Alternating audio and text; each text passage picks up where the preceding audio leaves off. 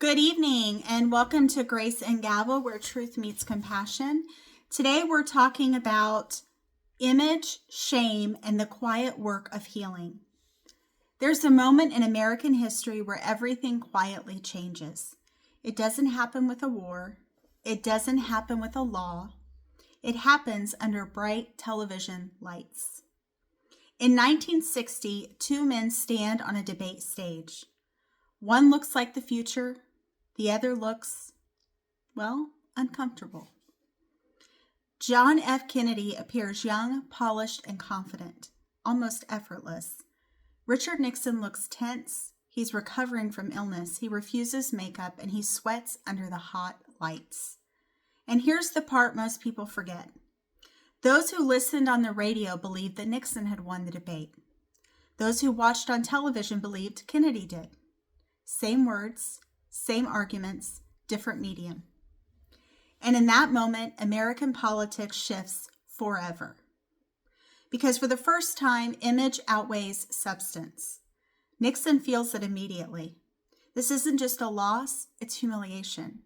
And if you've ever felt humiliation, you know how painful and how frustrating and how just utterly devastating it can be. Especially when you want something as bad as Nixon wanted the presidency. The kind that doesn't fade, the kind that replays in your mind at 3 a.m. and keeps you up at night, sweating, overthinking, wondering if there's anything that you could have done to make it different, to make the outcome different. And if you're a human, I'm sure you've experienced that, as we all have. We have moments where we just don't do what we need to do. Nixon didn't grow up privileged. He didn't move through the world easily. Some might say he was a little awkward. He ruminated quite a bit. He seemed a little, a lot of people didn't really think that he was straightforward. He was never effortlessly liked. And so if you think about the contrast for Nixon with JFK, it is very stark. And that night confirmed what he had always feared, that competence wasn't enough, that being right wasn't enough, that the world didn't reward effort the way it claimed to. What's remarkable is what he didn't do next. He didn't lash out publicly. He didn't deny reality. He didn't insist the audience was stupid. He stopped. He knew the jig was up. Most people don't stop when they're humiliated like that. They double down. They rewrite the story. They tell themselves they're the victim. But Nixon, he quietly absorbed it. And in doing so, something hardened and something sharpened. Because humiliation doesn't just wound you. It teaches you. It teaches you where power really lives. It teaches you what people actually respond to. And it leaves behind a scar that never fully heals. That embarrassment, that humiliation, that ache, especially when you want something so bad and it slips through your fingers and you're not sure how to get it back. Because once you have a dream like that, once you have something that you want so bad you can taste it and you feel that you're qualified for that, that's what makes it worse. Kennedy's story ascends into myth, Camelot, charisma, tragedy. Nixon's story bends downward first into resentment, into obsession. You've heard the story about him hanging out outside JFK's photo, cursing him and talking about how he should have won that election. Then you know that Nixon was likely a ruminator, and to a lifelong awareness that he would never be loved the same way. And in some ways, we're all just children carrying our little rolly backpacks with all of our hurt, with all of our pain, with all of our frustration, all of our sadness, all of our dreams that never saw reality. And deep down, we're just little kids who want to be loved.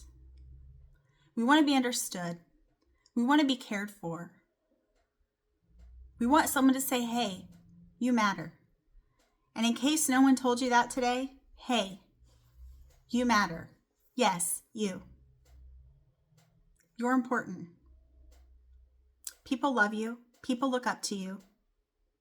There's someone somewhere who's doing something that they've always wanted to do or have sought encouragement from you because you stood up and said, yes, you are worthy.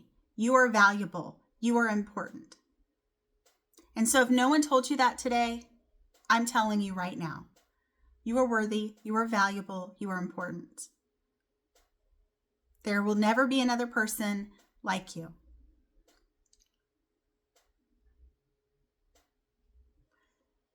And that difference between being adored and being underestimated will shape everything that comes next.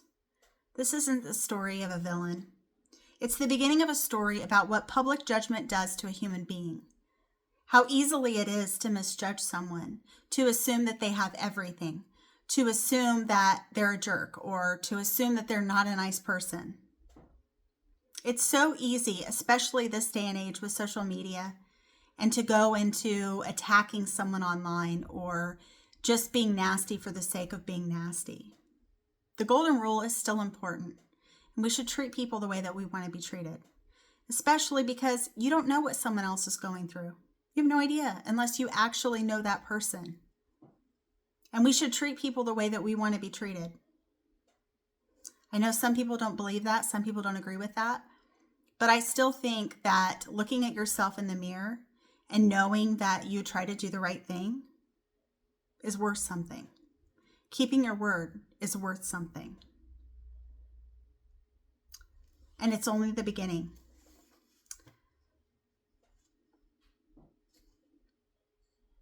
So, image, failure, and the stories we tell ourselves. This is our synthesis here. If there's a thread running through this entire series, it's this. Public judgment changes people. Not always loudly, not always immediately, but permanently. Richard Nixon's life forces us to sit with an uncomfortable truth. That being humiliated doesn't automatically make someone evil. But it does leave marks. And it does upset people, and it does hurt them, and it hurts their psyche and things like that. Marks that show up later as control, as paranoia, as an obsession with enemies, real or imagined. But here's what makes Nixon's story different from the simple morality tale we're usually given. When Watergate finally collapsed around him, and it did, he held on for as long as he could. He didn't burn the country down with him. He resigned. That doesn't erase what happened. It doesn't absolve wrongdoing, but it matters because it shows that ultimately he had a morality and he had a sense that his country was more important than his ego and than what he wanted. Because most people, when cornered, don't choose accountability. They choose hiding in the shadows. They choose doubling down, lying more, right? They choose denial. They choose to blame other people. They choose to protect their ego at all costs. Maybe he could have blamed JFK Jr., right? Or JFK, excuse me. Nixon didn't. And then quietly, without applause, he did something else unexpected. He became useful. Opening diplomatic relations with China reshaped the world. Former enemies sought his counsel, not because he was lovable, but because he had learned painful truths the hard way. And those are people that have wisdom. Those are people who realize that your worst day is not what you're made of. You can rebuild. You can be like a phoenix. You can come out on top and say, yes, I made mistakes. But guess what? I've learned from those mistakes. And that's exactly what he did. He became useful. He became like an elder statesman. He was actually able to somewhat salvage his reputation. And this is where the story stops being about Nixon and starts being about us. Because most of us have moments we wouldn't want replayed on a cinema screen. Words we wish we could take back. Decisions we made while afraid, overwhelmed, or wounded. The difference isn't whether we fail. It's what we do after the failure, because everyone is going to fail at some point. Everyone. We've all failed. We have embarrassing moments. We have things that we wouldn't want others knowing about us, and that's fine. Do we let shame define us forever? Do we calcify into bitterness? Or do we learn slowly and perfectly and still contribute something meaningful? Redemption is rarely clean, growth is rarely linear, and wisdom often comes wrapped in regret. This series isn't asking you to excuse wrongdoing. It's asking you to recognize humanity. And that is the best thing we can do for not only ourselves, but for our children and those around us, and for all humans. Recognizing humanity even when it's uncomfortable. Because the truth is, being flawed doesn't disqualify you from growth. Being judged doesn't mean you're finished. And sometimes the people who understand power, humility, and consequence most deeply are the ones that learn the hard way. Thank you for tuning in, and I hope you had I hope you enjoyed this podcast and that you'll come back and see us again soon. Thank you so much. Have a great day. Bye-bye.